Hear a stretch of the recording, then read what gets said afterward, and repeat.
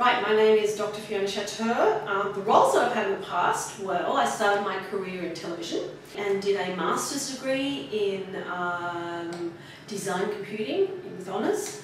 After that I got a job in a gaming company in Bondi, gaming company in inverted commas. We made interactive movies, multi-track movies. I worked on a few projects with them. I worked there for about a year and a bit. And then I moved into a gaming company, one of the better location in Drummoyne, strategic studies group, where I worked there for about 18 months, and then I moved to England and worked for the BBC doing online games for 5 years, e-learning games. 3D is used quite broadly. Yep. I would say gaming, of course, uses 3D extensively but not exclusively. Visual effects, animation, people like Pixar and the guys here, Animal Logic and Dr. D Studios. And also people use 3D for digital media, things like interface design for websites. They can actually create 3D models and integrate that into the artwork that they use for 3D. It's also used for magazine layout design, believe it or not. And it's packaging design uses 3D. Interior design uses 3D. Architecture probably uses 3D the most. That's a really tough question, because I think if you've got the confidence and you've got the self-taughtness and the strict ability to teach yourself, I don't believe you need a qualification to get yourself a job in 3D. If you are a good 3D artist and self-taught, that's as good as anything that you can do.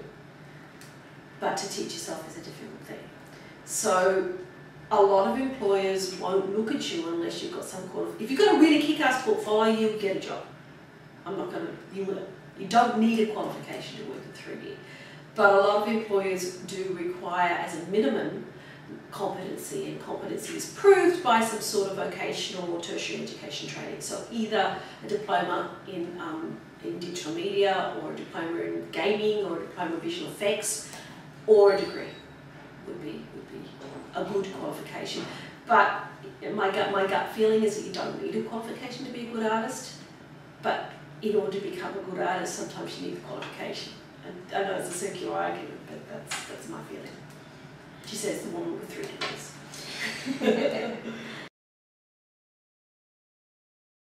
Animation, you have to be an actor, or a movement, or a dancer would be good, or a student of movement, somebody who likes to observe people and observe how fast things happen, how slow things happen, and who take pleasure in motion design. A modeler is a very different beast. A modeler also needs an eye for detail, but it's more to do with more traditional sculpting type skills, and also to do with proportionate drawing skills will help with modelling. Texture artists are people who need to know about Photoshop. Again, that colour theory, those sort of skills, but the competency in some sort of image editing package is required for that skill. You need to be able to take a brief in written or verbal form and translate that brief into a visual medium. So competency in reading, obviously, and being able to communicate ideas between you and the art director and the producer and the rest of the team. Teamwork skills, essential. You can't work as a soloist in 3D animation because usually you're working as part of a team. So you need to be able to communicate with your fellow team members. You need to be able to work with people.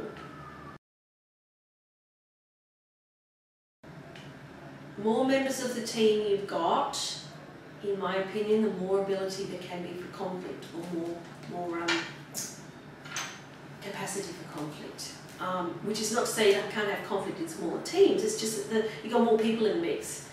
When you have a large team dynamic, you have to be really careful that you've got defined roles, that people know what their role is and know what their role isn't. Work on what you've been asked to do, understand what your role is in the team, understand how all the elements of the project fit together. Sometimes you don't know how the elements of the job fit together, but you have to work to that brief. Everybody in a team is equal, and this is something that this has taken me years to understand. There are no people who are better and no people who are worse. Everybody from the chief executive officer to the intern who's just joined the team are equally valid in a team. It's taken me years to kind of get my head around this. Everybody is equal in a team, it's the roles that are different. So because you're the person who's just been hired and you've only been here 6 weeks, doesn't mean that you're any less worthwhile or valuable to that team than anybody else. People that are the interns today are the CEOs of tomorrow. Yeah, so you have to treat everybody with respect and value their contribution in the team, and I can't emphasise that enough. That you get feedback from people and that you treat people with humanity, humility and respect, with a capital R. That's where team problems arise, I think. Because when I first started in 3D, my 2D skills were not that great. I became good at 2D as I became good at 3D because I made a conscious effort to be good at 2D. And I think those 2D skills give you a real feeling for proportion, a real feeling for a scale, a real feeling for detail. Does it directly translate? It helps. So it's a kind of like, do you need to be a good drawer to be a good sculptor? It helps, but it's not necessary. Depends on what role you're doing. So a 3D artist, you can't just say 3D artist as a general term, because usually if you're in a larger company, you have a specific role. So you might be technical director, you might be a modeler, you might be a texture artist, you might be a visual effects person. And what I would do as a 3D modeler in the morning is I would come in, I would get my concept sheets from the art director, have a chat to the art director about what direction they wanted the model to go in and how they wanted it to look. You know, strictly speaking, you've got to do a very close representation to the artwork. Doesn't always work that way. So I'd look at these character sheets, then I would set up my reference planes in my 3D, and then I would start modeling. Often in teaching, I teach people how to create 3D models from scratch. In industry, I never created a 3D model from scratch. Nobody's got the time and the money for that. So what we would do is we would take a model that already exists and modify it to fit the character that we're modeling. Copyright. If you need to create a texture for a piece of art that you're being paid for, unless you're willing to pay for the texture, you make it yourself.